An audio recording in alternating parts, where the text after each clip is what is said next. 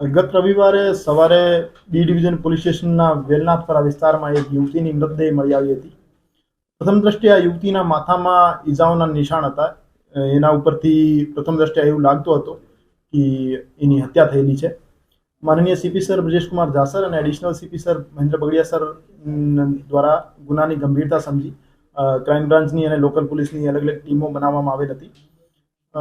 આ તપાસના કામે મનોજ દામોર સાહેબ, પીઆઈ શ્રી જાદવ સાહેબ અને પીઆઈ શ્રી ગોંડલિયા સાહેબની ટીમોને ટેકનિકલ અને હ્યુમન સોર્સના આધારે હકીકત મળી કે એ જે યુવતી છે, યુવતીના પતિ હિતેશભાઈ છે, એમના દ્વારા જ એમની હત્યા કરવામાં આવેલ છે.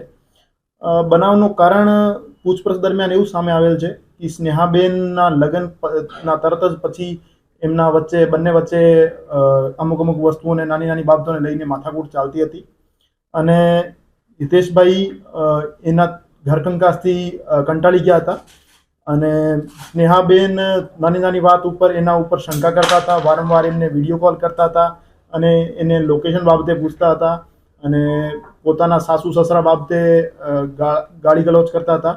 આ બધી વસ્તુઓથી કંટાળીને હિતેશભાઈ તે દિવસે એમને બહાર જમવાનું લઈ જઈ એવું કહીને સ્કૂટી ઉપર બેસાડી બનાવવાળી જગ્યા ઉપર લઈ ગયા હતા અને એના માથામાં લોહાનો એક લોખંડનો સળિયો મારીને એમની મૃત્યુ નિપજાવેલ હતી. એના માથા ઉપર 3 ઘાવ હતા, એક નાક ઉપર, એક કાન ઉપર અને એક માથાના પાછળના ભાગે. એના કારણે એનું મૃત્યુ નિપજે.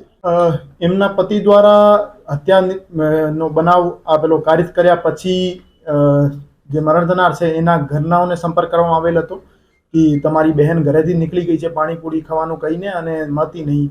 તો એના પછી આખી રાત એમના સાથે મળીને શોધખોળ પણ કરવામાં આવેલ હતી અને જે એમના પતિ છે એમની સ્કૂટી ઉપર બ્લડના દાગા મળી આવેલ હતા અને એમના કપડા પર હ્યુમન બ્લડના દાગાઓ મળી આવેલ હતા. એના કારણે પ્રથમ દ્રષ્ટિએ એના ઉપર શંકા ગઈ અને પછી પૂછપરછ દરમિયાન એમના દ્વારા કબૂલ કરવામાં આવેલ હતું કે એમના દ્વારા જ હત્યા કારિત કરવામાં આવેલ છે. આરોપી જે છે એને લાંબા સમયથી પ્લાનિંગ કરેલ હોય એવું હજુ સુધી પ્રાથમિક પૂછપરછમાં સામે નહીં આવ્યો. તે જ દિવસે એને 3-4 વખત જે મરણ જનાર છે એમના દ્વારા કોલ કરવામાં આવેલ હતા કે તમે મને બહાર લઈ જવાનું કહેતા હતા સવારે અને હજુ સુધી ઘરે કેમ નહીં આવ્યા, તમે ક્યારે આવશો?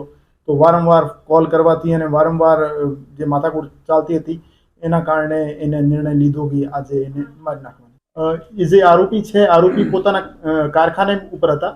તો ત્યાં એની જે વાઇફ છે મરણ જનાર સ્નેહાબેન, એમના દ્વારા એમને વારંવાર કોલ કરવામાં આવતા હતા અને ફોન ઉપર ગાળાગાળી પણ થઈ અને મા બેનની ગાળો બોલી એનાથી એને ગુસ્સો વધી ગયો અને કારખાનાથી જ એક લોહાનો સળિયો લીધું અને એમને કીધું કે અમુક સ્પોટ ઉપર તમે આવી જાઓ, પછી આપણે બહાર જમવા માટે જઈએ. અને ત્યાં સ્કૂટી ઉપર બેસાડીને આવાવરૂ જગ્યા ઉપર લઈ ગયા અને પછી એમના માથા ઉપર વાર કરેલી. ફોન જે મરણ જનારનો છે એ ડિસ્ચાર્જ હતો, એના કારણે મરણ જનાર ફોન ઘરે જ મૂકીને આવ્યા હતા અને 7:45ની આજુબાજુ ઘરેથી મરણ જનાર નીકળે છે કેમ કે એમના હસબન્ડે એમને બોલાવ્યા હતા અને 8:15 થી 8:30 વચ્ચે આ બનાવનો સમય છે.